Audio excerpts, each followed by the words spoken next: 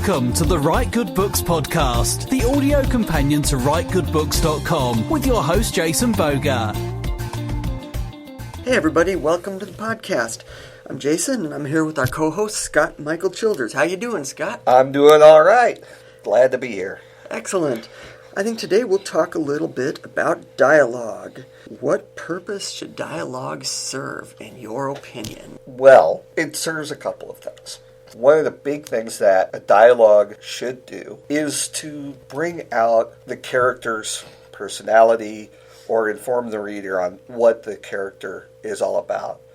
Someone from the American South should read differently than, say, someone from Liverpool in England. It gives a clue about who this character is without explicitly having to go out and say, hello, I am so-and-so from this place and at this time. It gives those little bits that help make a character more real. So that's my main thing with dialogue. What about for you? You make a great point. You can show a character's backstory without actually writing the backstory through the language they use. You can show, this guy grew up in the Midwest. I think if you read my fiction, you probably think everybody grew up in the Midwest. I write like I talk far too often. That's a side note. I think dialogue, I use it primarily to get inside the characters' heads and really show what their motives are, why they act, how they react, and it's just such a good way to describe your character. Well, yeah, and then there's another thing that dialogue can do, depending on if your story calls for it. Through dialogue, you can also introduce conflicts. And instead of just explicitly saying, person A and person B got into a fight, you can show the build-up for that through dialogue, using those points of view from writing the dialogue as different people. You're also expressing different points of view, and therefore you could introduce conflict. Oh, perfect. The way you have two characters interact with each other, you can build tension that way without the narrator saying, Scott walked through the door and Jason decided he didn't like him, remembered how much he hates Scott. Yeah, your hello Newman moments.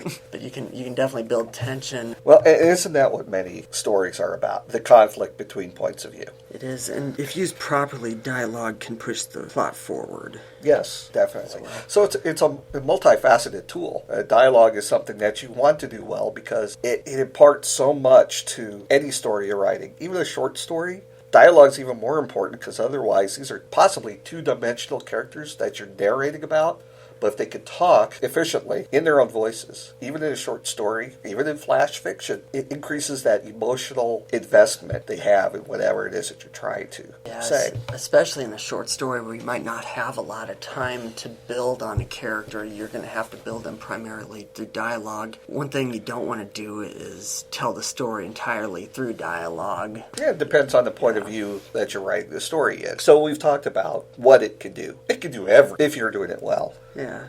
So how do you think you do it well? Well, I think there's quite a few things that can be done to improve the dialogue in your writing. I know you've got certain things that you want to talk about, so do I. So I think for me, the number one thing that you want to think about when you're writing about dialogue is, does it have a purpose? What is this dialogue, this group discussion, whatever it is you're writing, what purpose does this have? Are you defining the characters through this dialogue that you're writing? Are you showing emotion? Are you moving the plot? Are you establishing the scene through subtle clues? You're not just going to say, well, we are sitting here in a blue room that's 4x4, or are you going to say, I hate that shade of blue?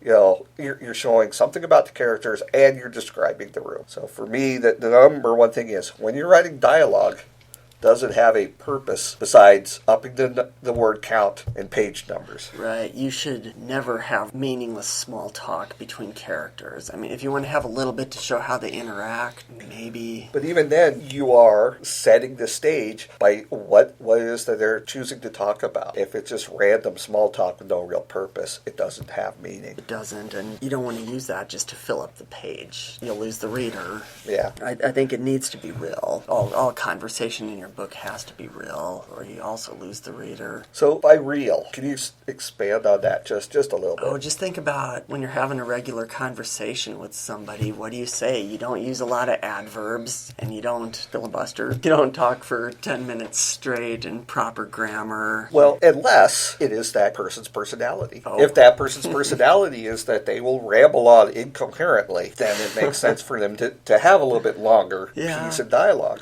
But again, I get your point where Right. it's... If you do that, you've got to make sure you have the other characters rolling their eyes or fidgeting with their pens or something like that, because that's realistic. Yeah, too. or they break in and Yeah. interrupt. They do. If I could build on that bit, it's realistic, but it isn't 100% real. Yeah. When you're talking, there are pauses, people thinking, people misspeaking. Again, unless you're doing that to show a side of the character, you leave out some of that when you're writing dialogue.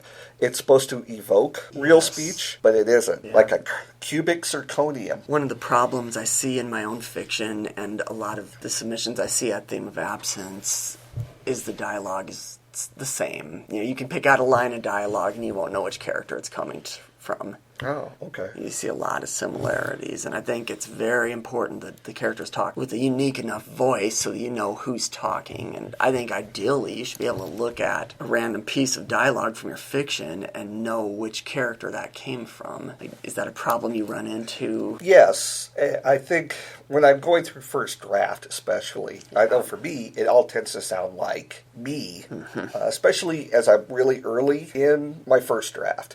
After a while, after I've gotten the hang of who these characters really are, then they start to speak a little bit more uniquely. Oh, yeah. But definitely in my first drafts, it's usually I'm not too concerned about it. It's like I'm talking about this and I'm using dialogue to move the plot forward. And then on my rewrite, then I make it a little bit more coherent, a little bit more standardized for each character that, okay, this person does not use contractions for some unknown reason. So I get rid of all the contractions in the dialogue I wrote for that character. This person uses small words. This person doesn't say a lot in their sentences, but they're always replying. Oh, sure. Those type of things. Yeah, this guy curses a lot. This guy quotes other authors a lot.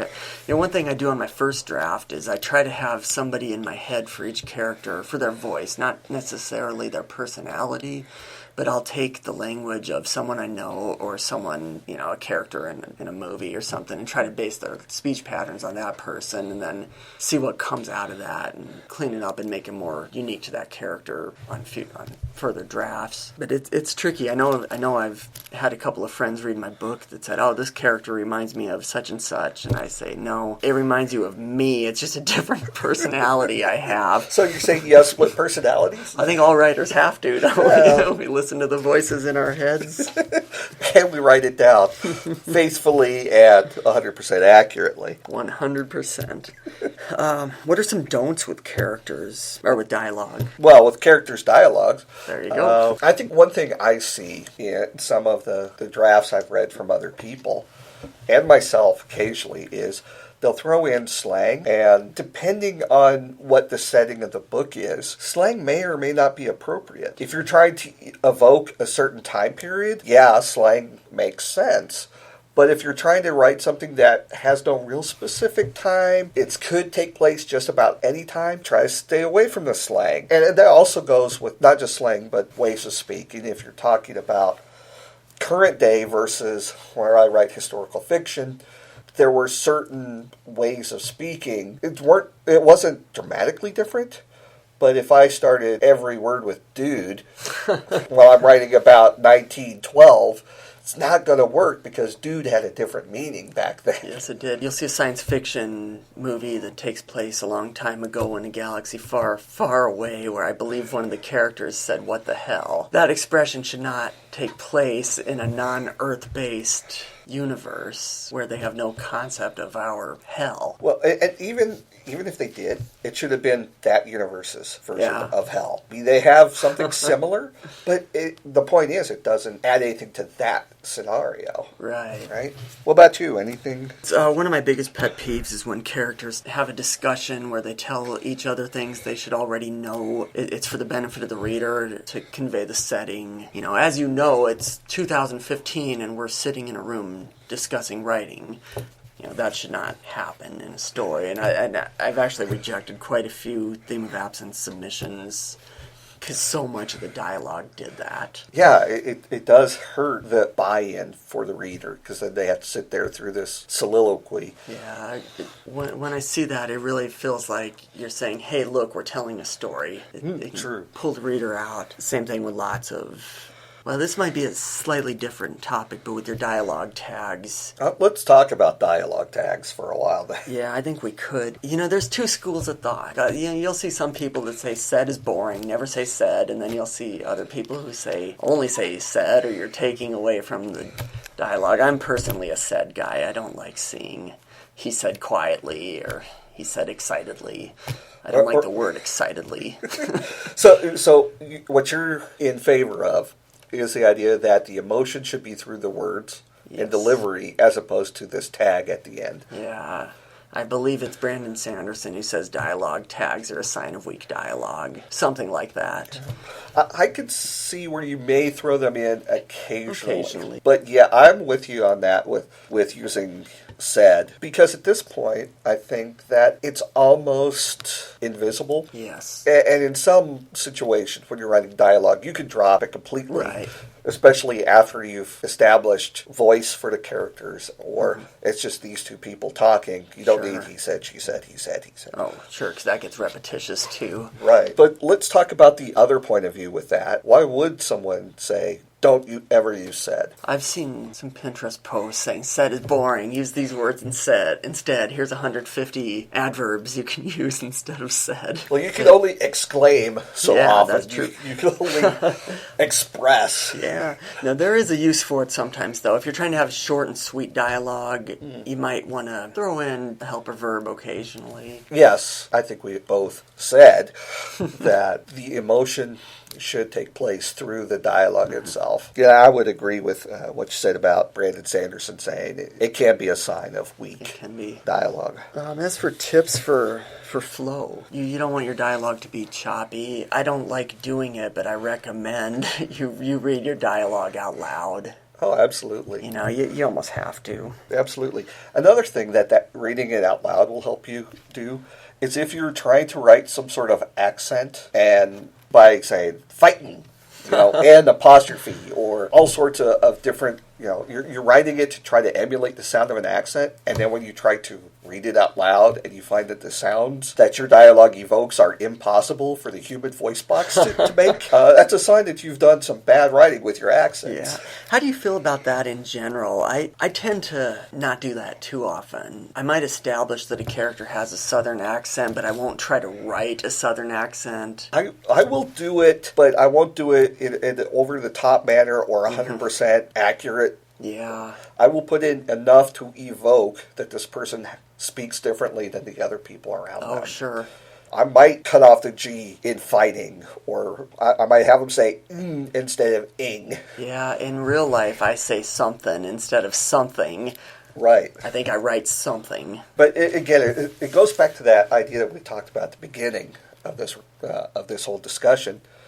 You're evoking, but you aren't exactly phoneme for phoneme, sound for sound, transcribing a dialogue. You're trying to evoke the emotion, the character, but you're not spilling it out 100% what someone would do. Yeah. And this also goes along with something that I've been, we talked about reading your own dialogue out loud. If you're looking for clues on how to write dialogue, a person may want to look at audio drama. Now, I'm not saying audio books.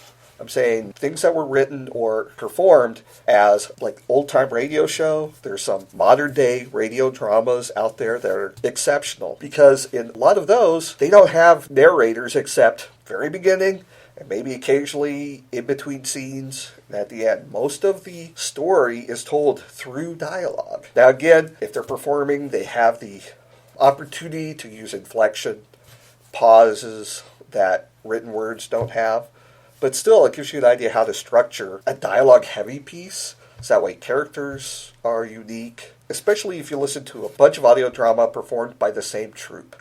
There may be 5 or 6 people, but they are performing. This week they're performing 2 characters. That week they're performing a character, but it can't sound like it's Bob doing it. It has to sound like that character. Yeah, that is great advice. And on that note, I think we're probably at a good stopping point. Thanks for giving us a listen. Be sure to check us out on the web at writegoodbooks.com, and we'll see you next time. See ya, he said.